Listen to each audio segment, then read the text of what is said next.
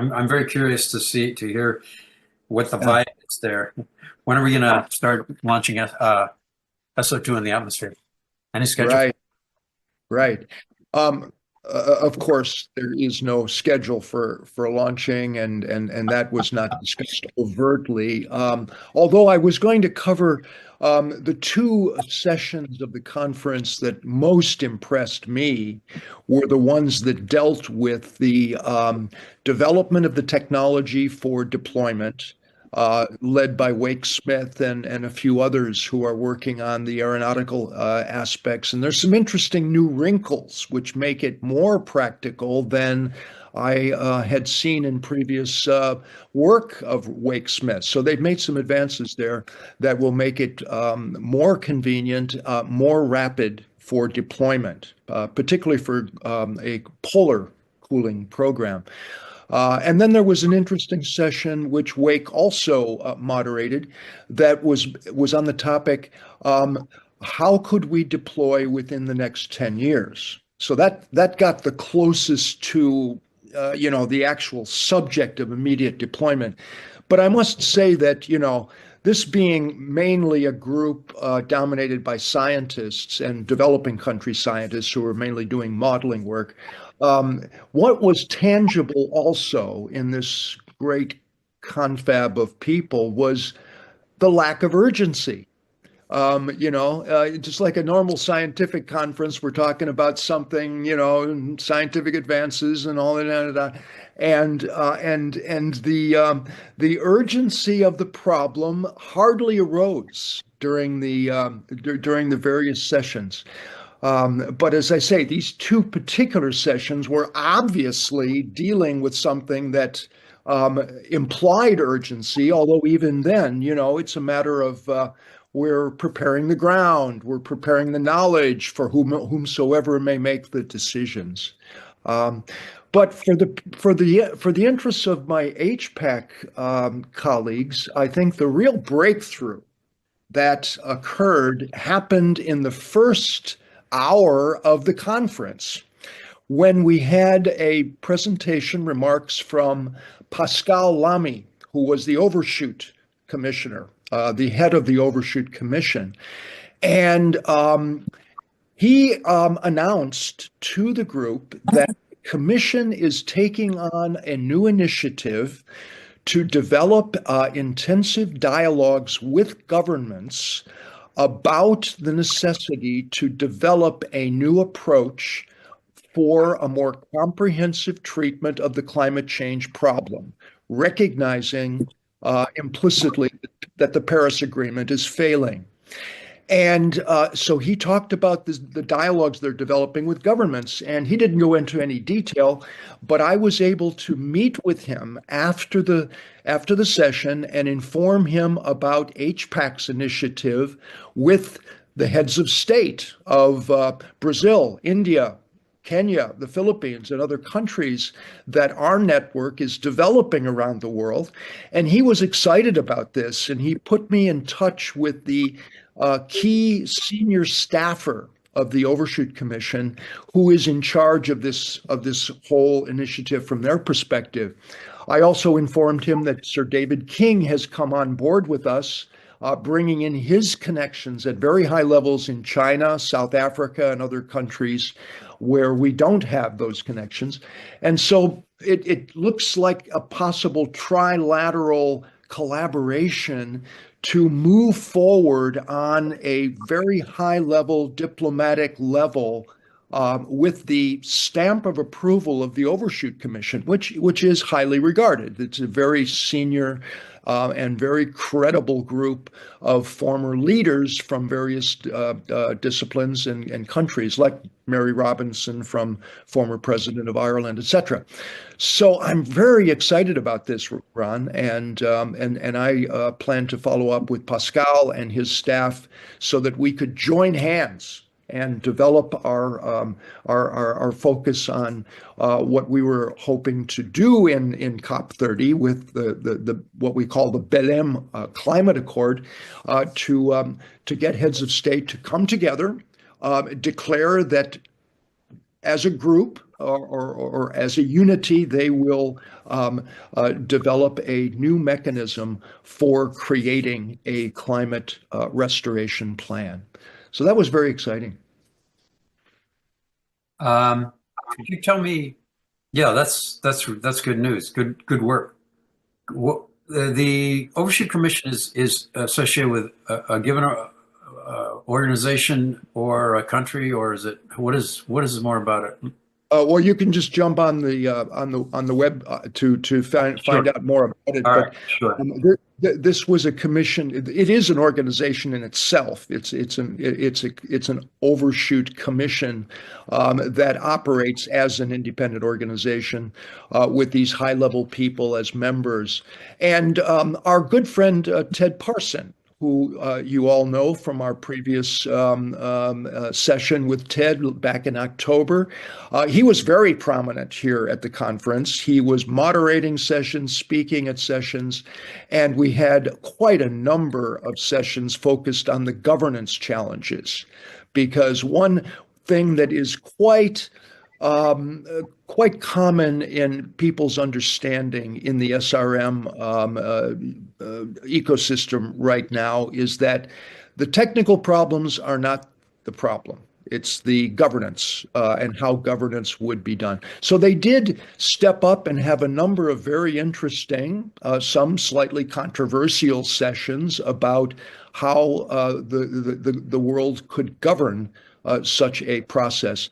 But based on Lami's remarks and based on what I'm hearing from a number of people who really know international politics, that the basis really of a successful way forward is to get at least a couple of countries to come forward to develop a declaration, a side agreement, and then gather more and more momentum from other countries around the world, which is exactly the way the methane pledge was successfully developed. So we have a model to go on. It is not within the Paris or the UNFCCC processes. That would be impossible, at least within so many years, even to get it onto the agenda. But the process of having side agreements by willing coalitions of countries is a established process in the international climate negotiations. So we're working that train, and it's just a tremendous delight to see that the Overshoot Commission is putting its weight behind such an approach. Yeah. Uh-oh.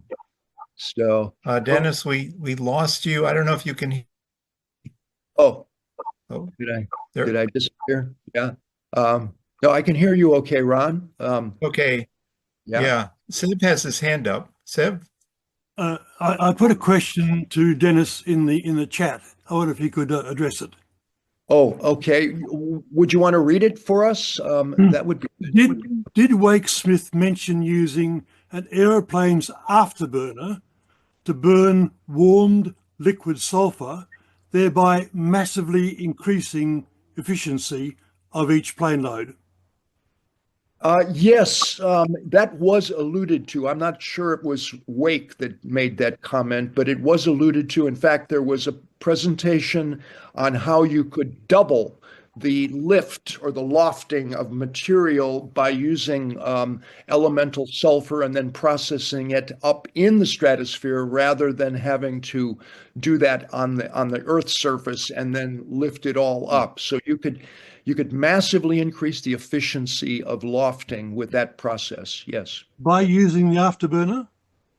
Well, by taking elemental sulfur up to the stratosphere and then creating sulfur dioxide after it has been after you've arrived up in the stratosphere. I'm not clear about the exact options of it. The afterburner is a standard way of burning stuff, and it would be ideal for dispersing the sulfur dioxide once it had been ignited in the afterburner. And quite a lot of mainly military planes, but others too, have afterburners already. So the technology is, in a sense, already established, and all you need to do is to squirt a thin stream of liquid sulfur into the jet's exhaust, and you got it. Yeah, yeah. So Wake Smith and others who are in the engineering side are aware of that, and they're now doubling the capacity computations for how much you can get up with a certain amount of airplane load, which is great news. It's basically doubled the amount of material you can put up into the stratosphere. In fact, it did more than double it because SO2 has got twice as much oxygen in it than does sulfur, and also has to be compressed as a gas, whereas you Right. can take up the sulfur in warm liquid form in an ordinary unpressurized tank. So you're probably going to get 6 times the efficiency rather than just doubling. I see your point exactly. The chemistry suggests it would be a factor of 6, exactly, Yeah. from S to SO2. But the figure that I'd heard, I think it was one of the guys in Wake Smith's session that mentioned that his computations was doubling the efficiency. So we'll have to check on that because that's a radical improvement in efficiency. Absolutely. Dennis, I don't know whether we want to keep discussing or you, but I did have one thought, and that might be useful for you in your further, discussions with people at the conference. You might want to check out this paper that I just sent out today. Very interesting paper from a guy did you see that in the defense? He's in the military strategic college or whatever it is, the Army College of War. And so it discusses a possible, it's very, very, in my view, one of the more realistic kind of papers about, how SAI should be viewed as a major geopolitical strategic issue and not as some kind of an afterthought or esoteric thing.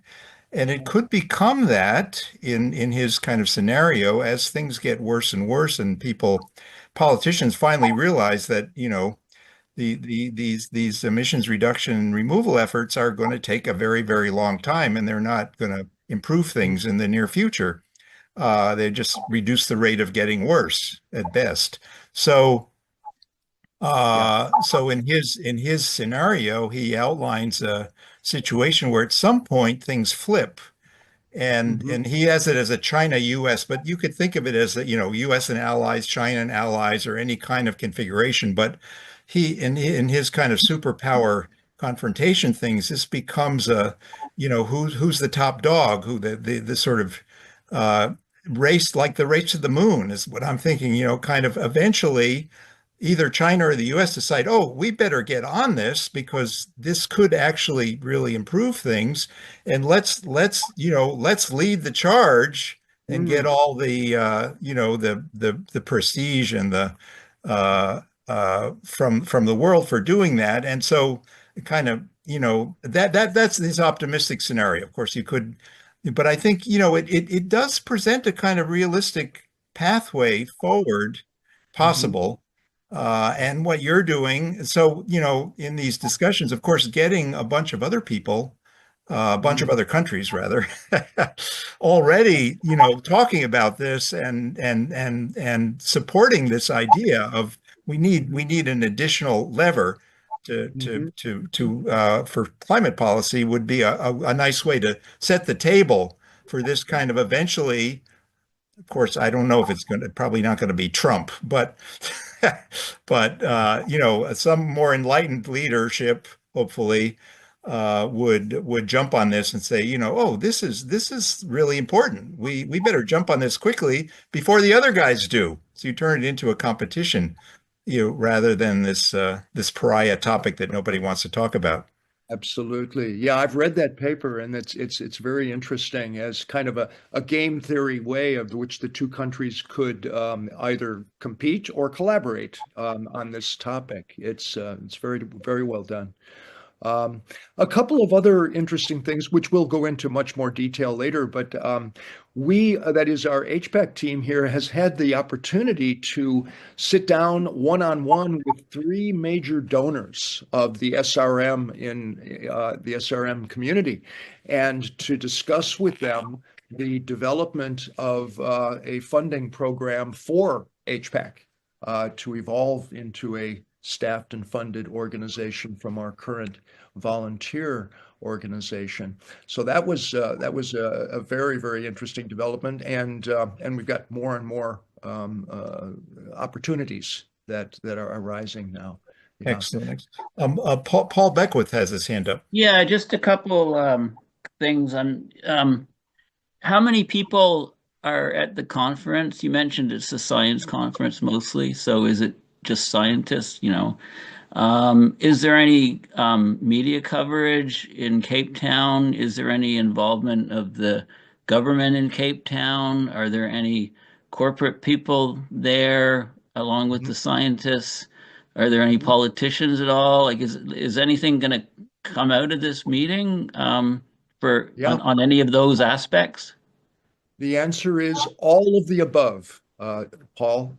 I was very gratified to see they did a tremendous amount of legwork in getting policymakers, decision makers from many countries here to the conference, mostly from developing countries, because the Degrees program is funding work in the developing countries. But we had senior policymakers from all around Latin America. We had senators from Argentina, Philippines. We had a senior assistant secretary in the Philippine Climate Change Commission who reports to the president, et cetera, et cetera.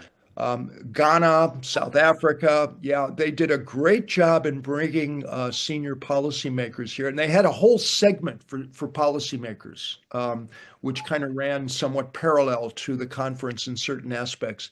So it was not just a scientific conference. They really expanded it. And there were of the total of 300 plus people who were attending. My guess is that about half of them were scientists, most of whom were funded by the Degrees program. They have about 45 projects around the world that they fund, research projects. And then about half were these other people, policymakers and private sector people and influencers of various types. The most senior person from the United States was Todd Stern. Former chief negotiator for the U.S. climate change negotiating team. He was here all week. Then you had people like Pascal Lamy, who were at the very top of the field in terms of climate change. So they did a great job in assembling these folks. But as I say, being more oriented toward the science. Albeit with a lot of discussions about governance and other issues, I felt coming away that what we need to do, that is what HPAC needs to do now, is think about developing its own global conference that emphasizes the urgency of the problem and then what follows from that urgency in terms of your reflect, reduce, remove strategy. I think that's a great gap for us to fill, actually. By the way, we've got a couple of our members here with us that you all don't perhaps know well. Sitting to my left here is John Garrity, a development economist, who happens also to be my son, just coincidentally. His dad has been bending his ear on this topic for so long. He finally threw up his hands and said, "Gee, I better see what this is all about." So we came here together as a father-son team, and have been having a great time together. And then we also have Patrick Papania, who you see on the screen there. Patrick is an old friend of mine, 20 years, a marketing and communications expert who's worked on all sorts of communications marketing projects in health and education and environment, etc. Looking at bringing his skills to HPAC to help us enhance our communications efforts. So that and as I say, I met a number of other folks here at the conference who are HPAC members that I didn't know as well. So it's been very productive that in that sense. Good to see you guys. Um, so I don't know. I mean, I can't let you go, Dennis. Greg has a question, but just at some point, also to nudge you again to see if you can get somebody to get to the IMO. You know, that the same problem we've been having. So we just need, you know, even just one country to just tell their rep to ask to have this put on the agenda of them anyway would be anyway. You know the issue, so Yes. just a nudge. Greg. Yeah.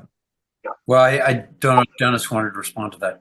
Oh, just to say that, you know, I had gotten Clive Ellsworth to try to contact the Kenya ambassador to the UK, who is the official representative to the IMO and resides in London. So, you know, he could meet with that individual. And I'm not quite sure whether he has been successful or not in doing so. But if that doesn't work, then we'll have to move on to other countries. Clive hasn't said that he has. I mean, as far as I know, I haven't had any information that he's been able to contact those folks. So I think you know what we want to do is, if possible, whatever representative countries you're meeting with, just you know, tell them that this is a really, really urgent issue. I mean, now they're rolling it out to the Mediterranean too. You know, it's just. Yeah. So, okay. So, well, they're I think, Ron, could I just? Yeah. Patrick, go ahead. Yeah. Oh, Greg and I No, think it's it was Greg and Patrick. Go ahead, Greg. Well, I was going to let Patrick go as he hasn't spoken yet, but let me just ask Dennis, did you get, I mean, there's 300 people there or 200 or whatever. In just mixing with the crowd, do you get a sense of what, you know, whether they look at, you said that you still have the sense of no real urgency, but among the crowd there or the mix, what is it antagonism? Is it like, what is the vibe there? Do you have a sense of? Well, there wasn't an overt sense of urgency because they didn't really have presentations that laid out the foundations for that urgency at the beginning of the conference. You know, they just jumped right into the SRM issues. And I felt that was a gap because a lot of people who came to this conference had very little understanding of what SRM was about. So they didn't have the context of why this is important. And I met people who were coming to the conference who had never even heard of SRM, but they were representing their government, for example. So these folks were dropped in without any prior orientation, and I thought it was a big missed opportunity to establish in everyone's minds a common understanding of how urgent the problem is. But they missed that. There was no antagonism in the conference. We did have a few skeptics who joined, not many, however. I would expect that the Cambridge conference coming up next month will be a very interesting antagonistic event because you've got all the Europeans congregating there with I'm sure all the green oriented organizations will be wanting to go to Cambridge. It'll be convenient to go there, and that should be a very interesting. But here, it was a group that was basically all very much online with, you know, what needs to be done for SRM to be effective. It was dominated by scientists who were working on the problem. So it wasn't a major political football here. And so it was very, very productive kinds of discussions, but without enough urgency, in my view, as a backdrop. Yeah. Okay, thanks. Yeah. Sev? Yeah, Patrick? Patrick was next. Patrick? Yeah. Patrick? Okay, well, thank you guys for letting me join in this. I've heard, Ron, a lot of people ask me if I knew you, so I'm glad to be meeting you on this, but there were quite a few people who were asking that. But I want to just highlight a few things that I don't think Dennis touched on that I think are really important to announce to you guys. There were several things that were launched at the gathering this week, and one is this a knowledge hub called SRM 360. And this is with a director, Mark Turner, and Pete Irvin is a part of this. They actually covered the conference, and they put out, they sent us emails at the end of each day with streaming video and with reports on everything that happened. And I think we should, Dennis, I don't know how we get those to all of the members, but that would be really interesting for you you can follow the sessions that happen. But that, that was a really impressive thing that was launched. Another thing that was launched was the ARIA project, or in my understanding, it was launched. That's what I spoke with the program manager of it. And Great Britain is obviously the leader in funding the sector. It seems like what I've read is like 57 million sterling. Wow. Yeah. And in the SRM 360 Knowledge Hub, they have a funding tracker. They have a lot of things that are going to be very interesting for the sector, where they're going to gather a lot of information and improve information flow tremendously.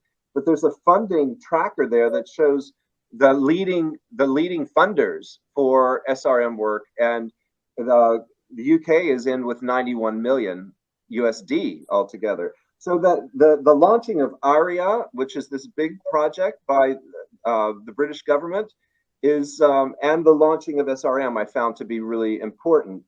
I'm a newcomer to SRM, so what I felt that the conference was one of the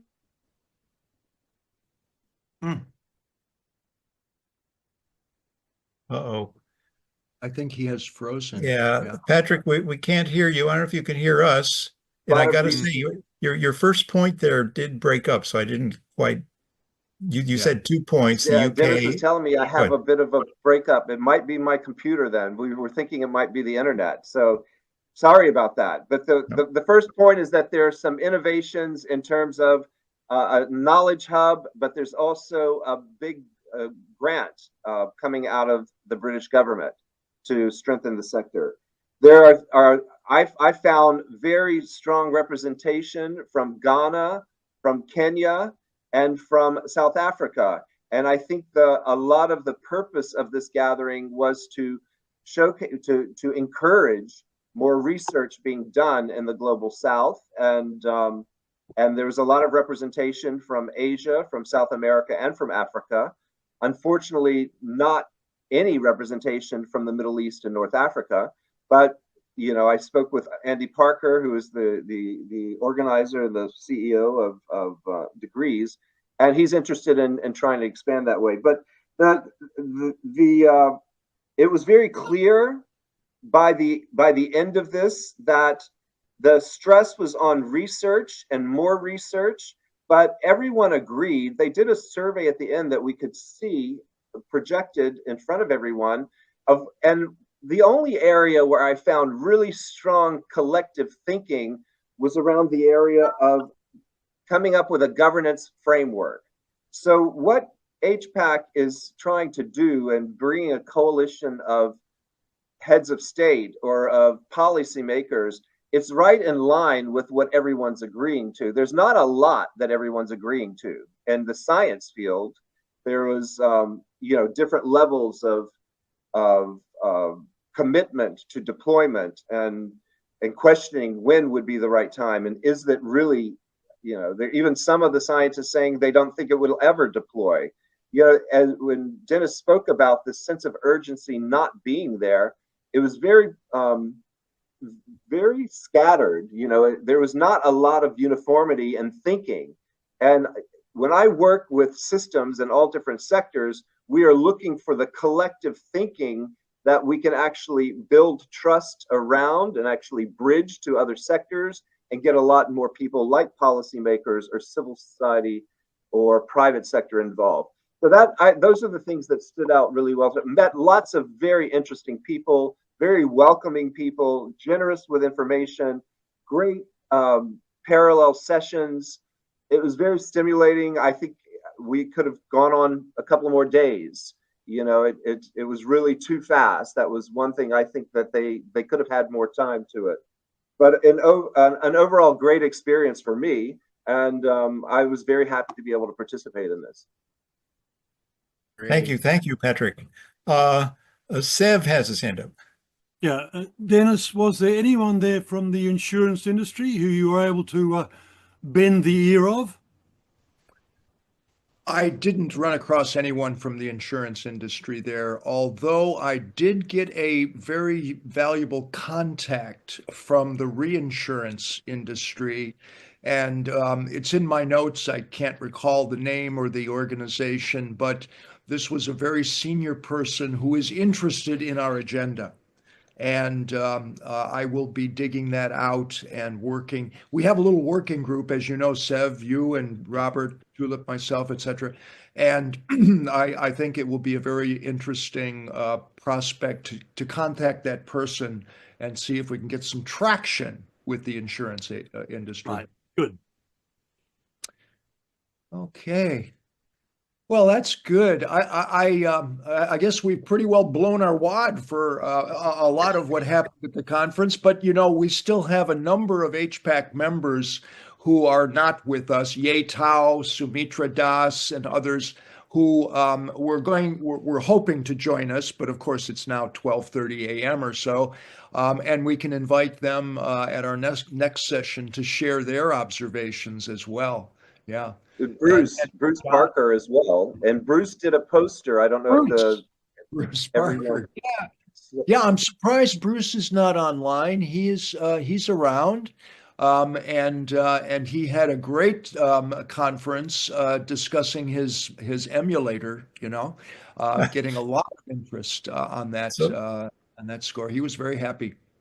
I expect, Dennis, that not everyone is quite as dedicated as you are, getting up at all hours to or remember. Yeah. So next session is much better timing. It's only 5:30 a.m. in the morning in the Philippines. Oh, so I'm looking forward to yeah. Well, so my understanding is it sounds like the conference is done, is finished, or no, it's one more day. One more day. One more day. Okay. 2 minutes. And then what you're proposing, Dennis, is for 2 weeks from now to have the general meeting with all the other folks, so as many as possible. Yeah, and 5:30 a.m. you're referring to your time for that. Yeah. We'll emphasize getting reaction from those that were not able to share their views this time. You know, there's a lot more we could share. It was a very productive conference. And the thing is, when you're here, you get the sense that there is a global community developing very rapidly and quite extensive around SRM. And that certainly isn't apparent to all of us sitting in our little corners around the world, but there's a coagulation happening here.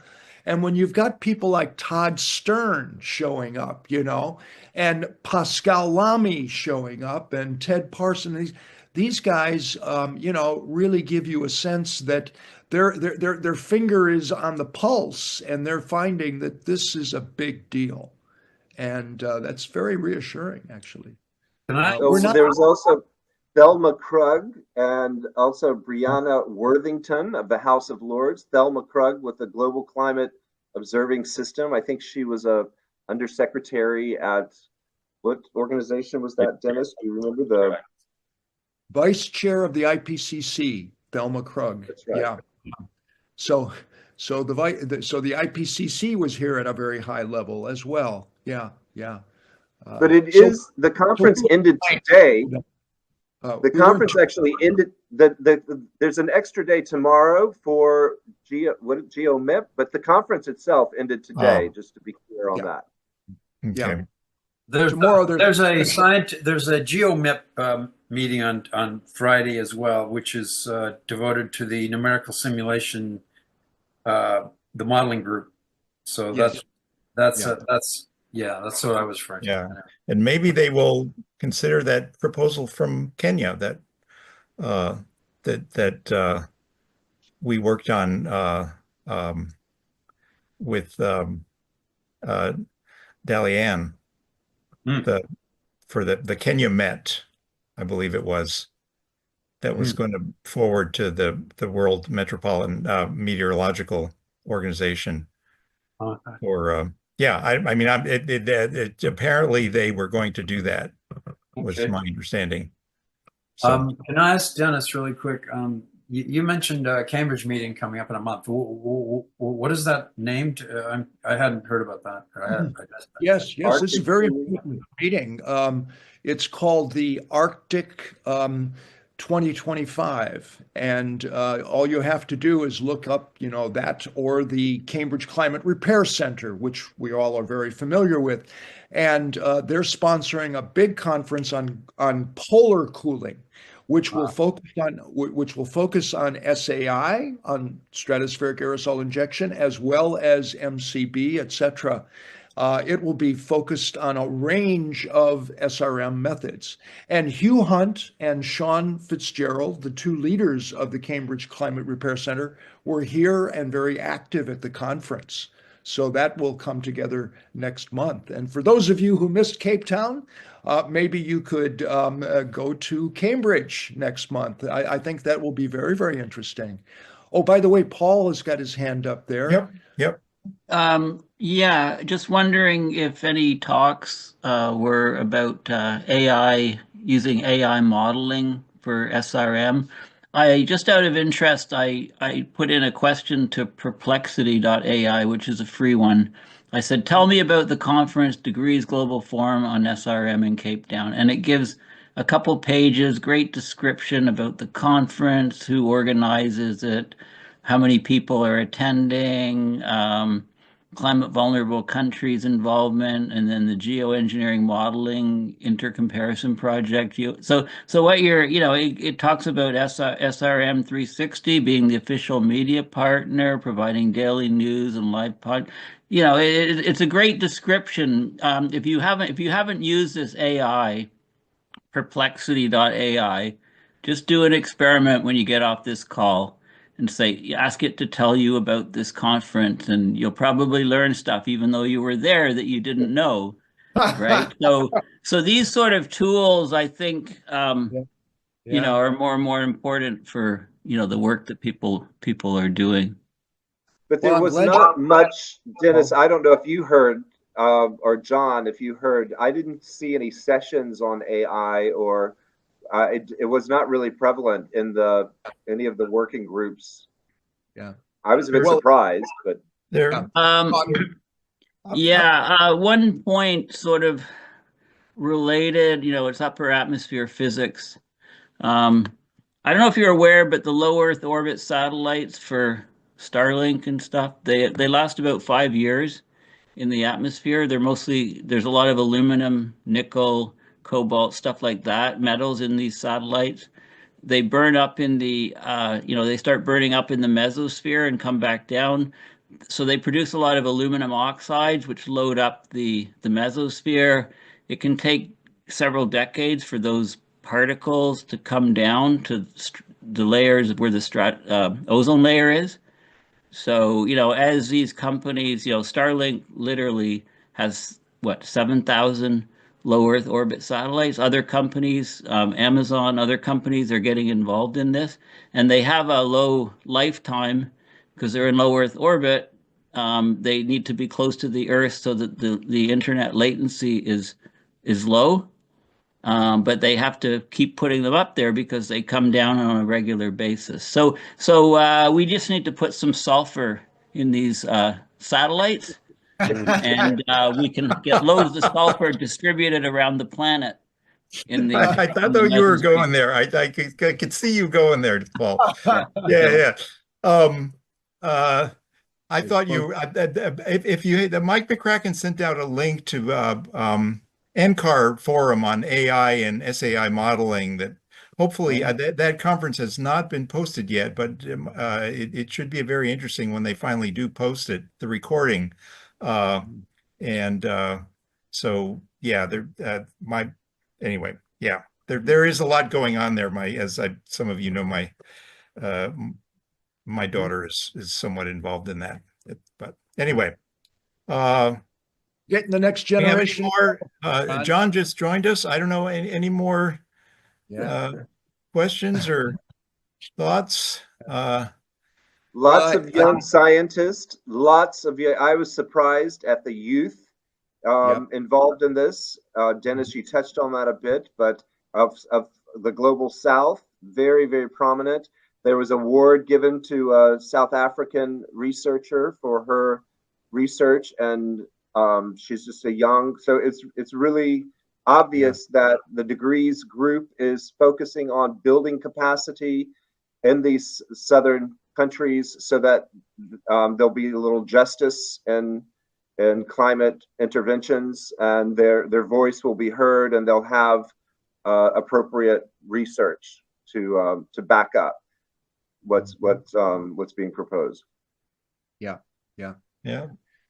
Great. Well, it's been a really good discussion, and I think we could break off from here and look forward to continuing our conversation on this with our other colleagues from HPAC who are here at our next session and get into some of the areas we weren't able to touch today. But thank you all for joining us.